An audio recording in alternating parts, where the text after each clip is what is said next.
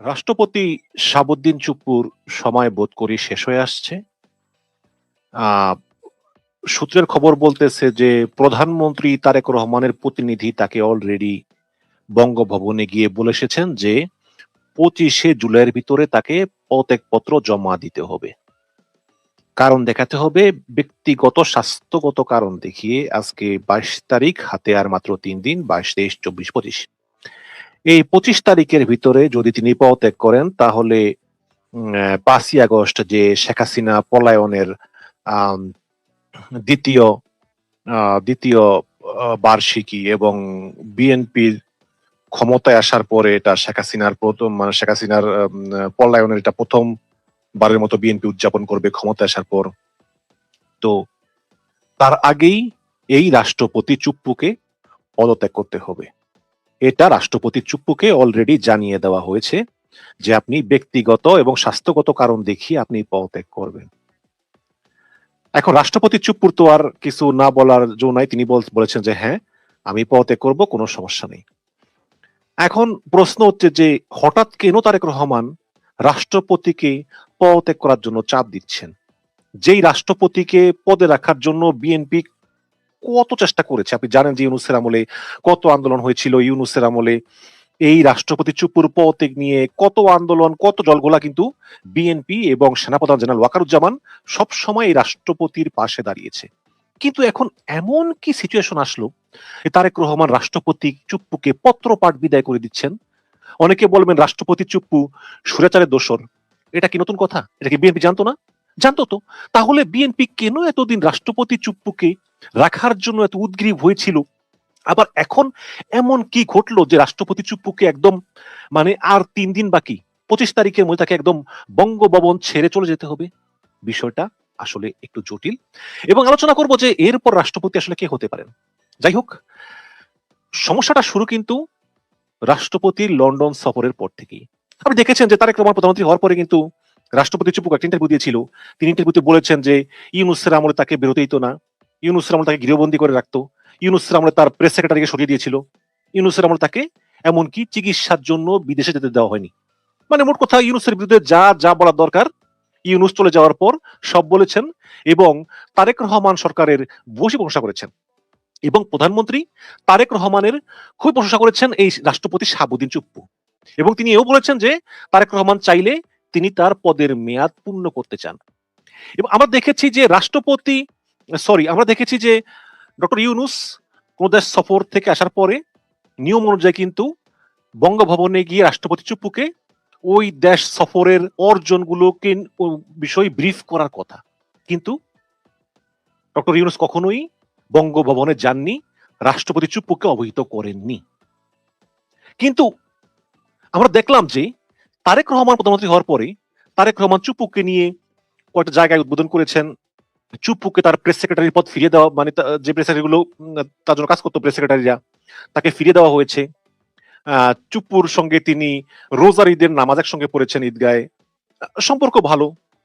তারপর চুপ্পুকে লন্ডন যাওয়ার অনুমতি দিলেন চিকিৎসার জন্য এবং সমস্যা সেখান থেকেই শুরু। চুপ্পু লন্ডন গিয়েছেন চিকিৎসার জন্য, কিন্তু এই চিকিৎসার জন্য তিনি অন্য কোথাও ইচ্ছা করলেও তিনি যেতে পারতেন।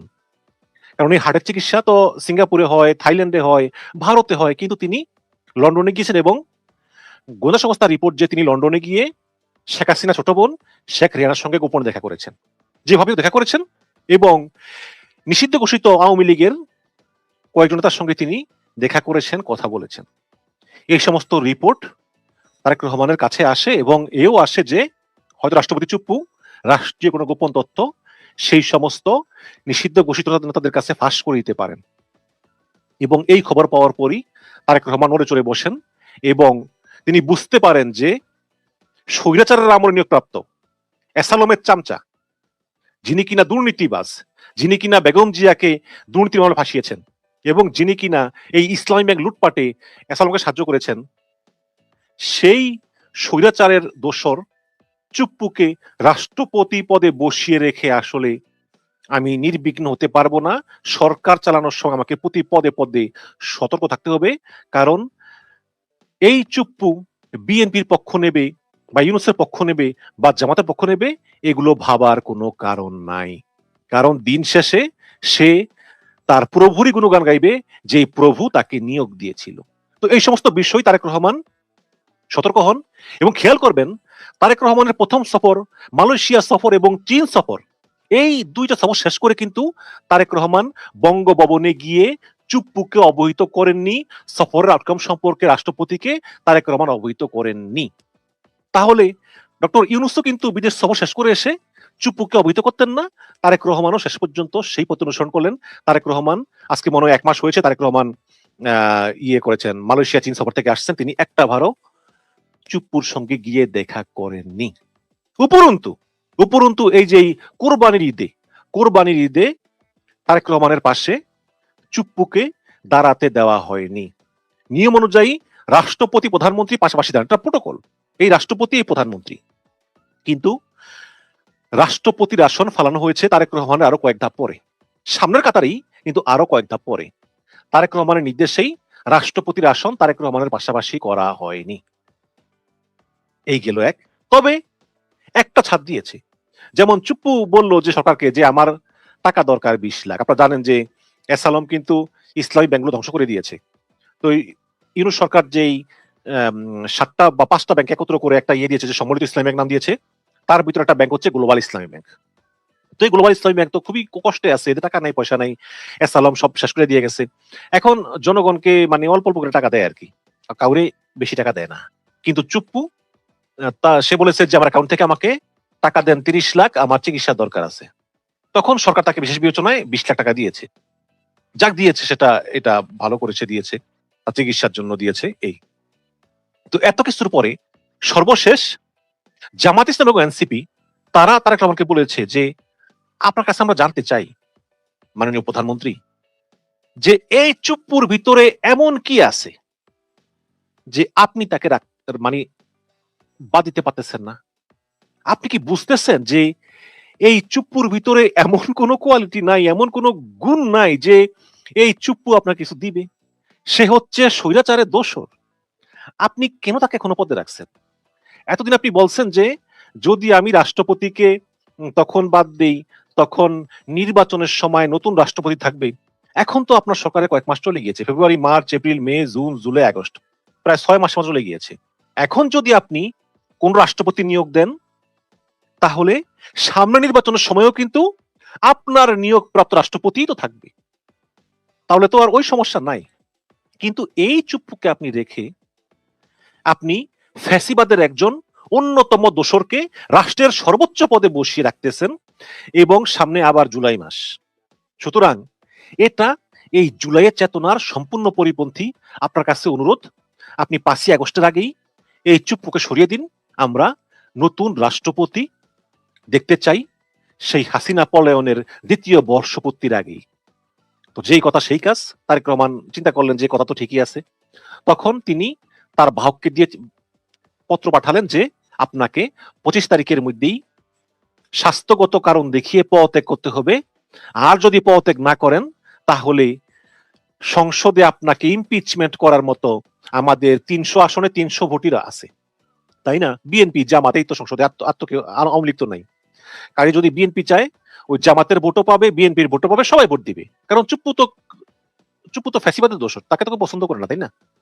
তো এটা চুপ্পু বুঝতে পেরেছেন, এবং বুঝতে পেরে চুপ্পু তার থেকে সিদ্ধান্ত নিয়েছেন, এবং হয়তোবা তিনি ২৫ তারিখ পর্যন্ত ওয়েট করতেও পারেন, অথবা আগামী পরশুদিন বা আগামীকালকে তিনি পদত্যাগপত্র জমা দিতে পারেন, এবং জমা দেওয়ার পরে সরকার নতুন রাষ্ট্রপতির নিয়োগ প্রক্রিয়া শুরু করবে।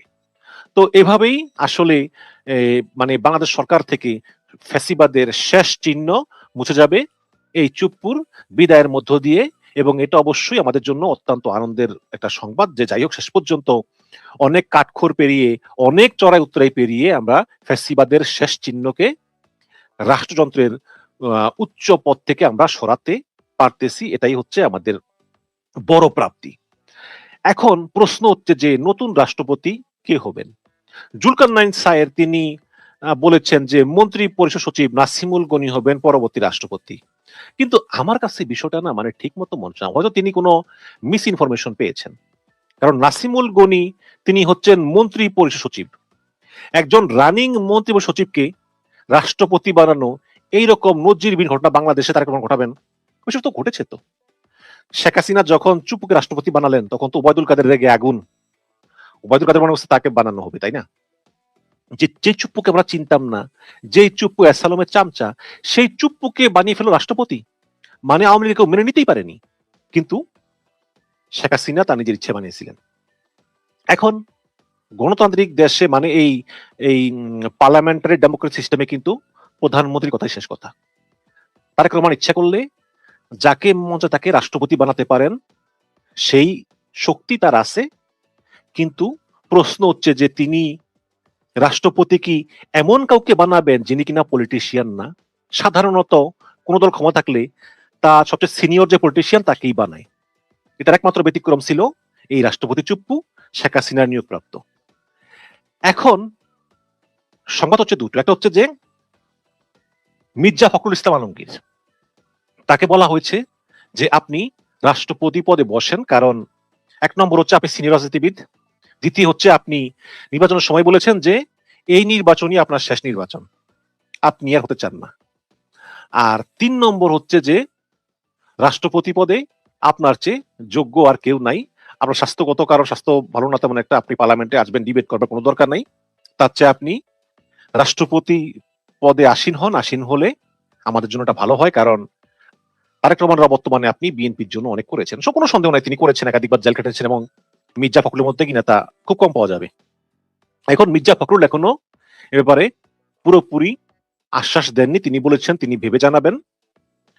যদি সেটা না হয় তাহলে হয়তো স্পিকারের পদ থেকে মেজর হাফিজউদ্দিন আহমেদ বীর বিক্রমকে সরিয়ে দেওয়া হতে পারে এবং সরিয়ে দিয়ে তাকে রাষ্ট্রপতি পদে নিয়োগ দেওয়া হতে পারে। সেক্ষেত্রে আরেকজন স্পিকার পদে আরেকজনকে নিয়োগ দেওয়া হতে পারে। এই হচ্ছে গিয়ে বিষয়, তবে এখনো কোনো কিছুই ক্লিয়ার না। আপনারা অনেক গুজব শুনবেন, অমুকে রাষ্ট্রপতি হচ্ছে, অমুক রাষ্ট্রপতি সংযোগের মাধ্যমে অনেক মানে গুজব শুনবেন, কিন্তু বড় কথা হচ্ছে তারেক রহমান রাষ্ট্রপতি পদে সিনিয়র রাজনীতিবিদ ছাড়া কাউকে করবেন না। নাসিমুল গণিত প্রশ্নই আসে না। হয়তো এমন হতে পারে খন্দকার মোশাররফ হোসেন বা ডক্টর মঈন খান, এমন সিনিয়র কাউকে তিনি রাষ্ট্রপতি পদে বিবেচনা করবেন বলেই শোনা যাচ্ছে, বাট এখনো ক্লিয়ার না। কিন্তু অনেকেই অনেক কথা অনেককে দিয়ে বলাচ্ছে। যেমন আমি এমনও শুনেছি যে অনেক নেতা মোটামুটি সিনিয়র, বেশি সিনিয়র না, তিনি প্রবাসী অমুক সাংবাদিককে বলতেছেন, যেটা আওয়াজ উড়িয়ে দেয় যে তারেক রহমান অমুককে রাষ্ট্রপতি বানাবে। তো মাঝে মধ্যে আবার ওই আওয়াজেই তারেক রহমানের কাছে কানে যায়, তারেক রহমান আবার বলে যে সে দেখেন মানে আমাকে আপনি রাষ্ট্রপতি বানাবেন শুনে কি একটা মানে সোশ্যাল মিডিয়াতে একটা কি একটা আলোড়ন উঠে গিয়েছে। তারপর তখন চিন্তা করবো তারেক রহমান যে আচ্ছা তাই তো, তাহলে তো ওরই বানিয়ে দিতে হয়, এরকম আর কি। এরকম অনেক সাংবাদিকদেরকে অনেকে ফোন করে বলে যে আমার একটা আওয়াজ উঠাও যে আমি রাষ্ট্রপতি হচ্ছি। বিষয়টা তা না। কে রাষ্ট্রপতি হবেন কে রাষ্ট্রপতি হবেন না সেটা একমাত্র জানে তারেক রহমান, আর কেউ না। সুতরাং তারেক রহমান একজন যোগ্য রাষ্ট্রপতি নিয়োগ করবেন, সেটা হতে পারে মির্জা ফখরুল ইসলাম, হতে পারে মেজর হাফিজউদ্দিন বীর বিক্রম, হতে পারে ডক্টর মঈন খান, অথবা মির্জা ফখরুল ইসলাম আলমগীর। আমরা দেখি, অপেক্ষায় রইলাম। তবে সুসংবাদ হচ্ছে যে শেষ পর্যন্ত ফ্যাসিবাদের দোষর রাষ্ট্রপতি চুপ্পু বিদায় নিচ্ছে, ফ্যাসিবাদের শেষ প্রদীপ এই রাষ্ট্রপতি চুপ্পু বিদায় নিচ্ছে, এটা আমাদের জন্য অবশ্যই সংবাদ। আরেকটা বিষয় বলি, জামাত ইসলামের এমপি নজরুল সাহেব, তাকে জামাত ইসলাম বহিষ্কার করেছে, খুব ভালো কাজ করেছে। আমি একটা কথা বলি কি জানেন, যে সম্মান অর্জন করতে আজীবন লাগে, কিন্তু সম্মান নষ্ট করতে 1 সেকেন্ডও লাগে না। এই লোকটা এক সময় শেখ মুজিবের ডাকে মুক্তিযুদ্ধ করেছে, মুক্তিযুদ্ধের পরে জামাতে যোগ দিয়েছে, আজীবন জামাতে রাজনীতি করছে, এই নিয়ে 3 বারের মতো এমপি হয়েছে। অনেক সিনিয়র বর্ষিয়ান নেতা, বয়স মনে করেন মুক্তিযুদ্ধ করছে তাহলে বয়স কম করে হলেও তো 72-73 বছর, আরো বেশি হতে পারে, হয়তো 80 বছর হতে পারে। সেই লোক তার নাতিনের চেয়েও কম বয়সী একটা মেয়ে।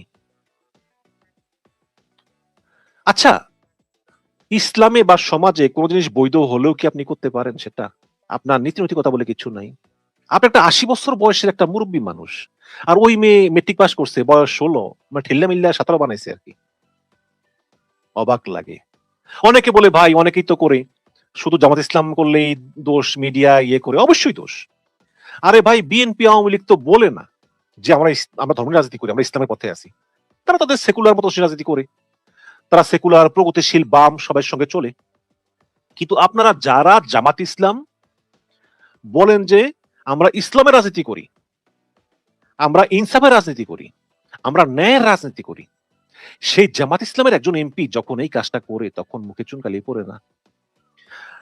আমার মনে হয় বিয়ে শাদী কিচ্ছু হয় নাই, ওই মেয়ে সাধারণ মেট্রিক পাস, মহিলা, মেয়েটা গরিব ফ্যামিলির, মহিলার বাবা আসছে তার কাছে যে আমার মেয়ের একটা চাকরি দিয়ে দেন, তখন সে বলছে যে আচ্ছা যদি এই চাকরি দিতে হয় তাহলে আমার সঙ্গে থাকতে হবে এক রায়। তার এই বেকুবের বেকুবে এমন, ও একটা এমপি হয়ে একটা হোটেলে নেয়, হোটেলের লোকেরা জানে না যে একজন এমপি এটা মেয়ে নিয়ে আইছে, কেন কি আইছে এক রুমের ভিতরে, মানে এমন বেকুবের বেকুব। তো গেছে ওই মেয়েরে নিয়ে, তো ওই মেয়েরে কিন্তু সে ওই চাকরি দেওয়ার কথা বললেই কিন্তু ব্ল্যাকমেল করে আনছে, সত্য কথা হচ্ছে এটা।